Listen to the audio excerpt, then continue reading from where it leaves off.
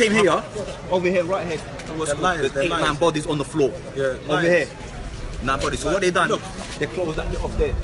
Look, they're hiding stuff, bro. They're hiding stuff. You know why? I've got a friend who works for the fire brigade here in Lavender Grove, yeah? Yesterday on the phone, he said they found about 42 bodies in one room, all hiding together. No one knows that. It's only because we know the brother, he's a fireman, that he told us this. But he can't tell you. He can't tell you, he can't come out and tell you, look, that. He can't come out because he'll probably get the sack or something. But they said they found 42 bodies in one room, bro. In one room, from children to old people. Do you understand? But they're not going to tell you that. Look, I'll tell you this straight, yeah? There's about 42 families that we know that live in there that have gone.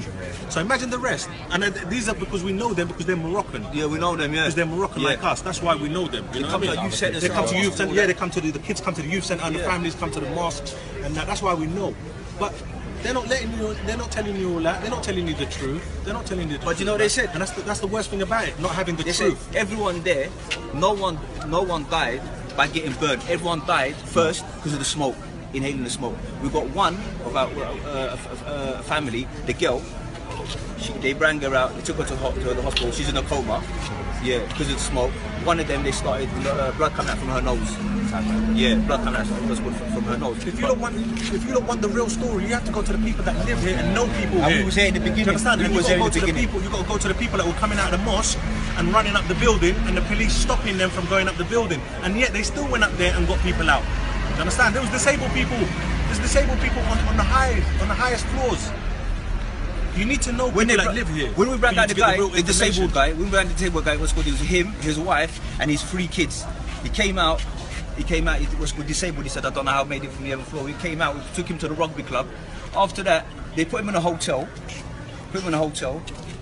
We went to see him in a hotel. He said they've given us no food, no water, no clothes, nothing for 2 days until we went there and we gave him. Do you want to hear something? Do you want to hear something else funny? You know, the water on the top floor stopped working.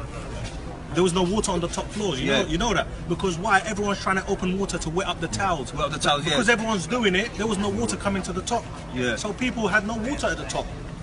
You open the taps and there was no water coming out. Everyone was saying it. Look, for you to get the proper and the real stories, you must go to the people that live here. Do you understand? And know people not the BBC and Sky. Yeah, forget that. They're lying. Honest to God, I swear they're lying. Because I've been watching it on the news. We was there in the beginning. Do you understand? And what they're saying on the news and what you're seeing down here, two different things. 2 different stories. 2 different things. It's 2 different stories. You've got to go to the people that live here or have their families and loved ones that have been lost in there. You understand? They're the people that are going to tell you the truth, because the rest ain't going to tell you the truth. They don't even know what's going on, half of the people. Don't get me wrong, they just come for their condolences and all that. We appreciate that. But you got to speak to the people who've lost family in there, and friends and loved ones. You know what I mean? That's the people you got to speak to. Look, private ambulance, you know what that means, isn't it? Look, there's a private, you know what that's a coroner, you know what that is? That's the coroner's ambulance. Do you understand? They're not telling you how many people really and what they said now, what's going to be left? There's only bones. It's going to take a long time to investigate what's going to do the person and stuff like that. What bones then? Yeah, identify. And they're telling me for £2 extra, which would have cost £5,000 all in total for the new for fire-resistant cladding for the whole building, just an extra £5,000. And you know, to put a sprinkler system in, it would have cost 200 grand. They gave them 10 million to do that. So, and they only spent 8 million or something like that. So where's the 2 million go? Someone's pocket. Like we know what the world's like. If this building here was in Chelsea or Knightsbridge, it's a different situation. If this same building here was in Canary Wharf, I'm sure, and you lot know, because poor people live here. They could have went out like that. They would have put the cladding what's called in Canary Wharf like that. Definitely not Canary Wharf. Not Chelsea, not Knightsbridge. I see a picture over there of a helicopter here. Honest to God, a helicopter. It's not. He said it's not here in this city. But there's a helicopter with water coming out of it. Why wasn't it used here? We're London, bruv. This is London, you know. And got helicopters with water coming down. You got a fireman and he's spraying, and it's not even reaching half of it. Nothing. It was a joke. Nothing. It was a joke. If you would have seen it, you would have been.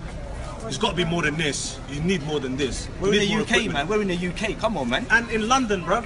And in the richest borough in the UK. In Europe, they said Europe. This is the richest borough. Let me tell you about something about this borough. This borough here, if you're broke, if you ain't got enough money, this is what they do to you. Like what they done to us. They ship you out to Barking and Dagenham and outside Ilford and them places there. You understand? That's what they do. At the moment, this is my borough, but I don't even live in this borough because they ship me out.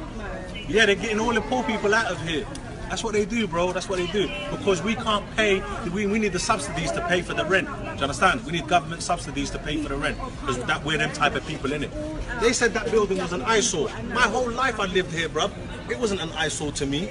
I never saw it as an eyesore. We played here football all my life in the Westway and that. That was no eyesore. They made it look nice for the rich people when they drive past. It don't have to be a sore on the eye, you understand? And that's not fair. And another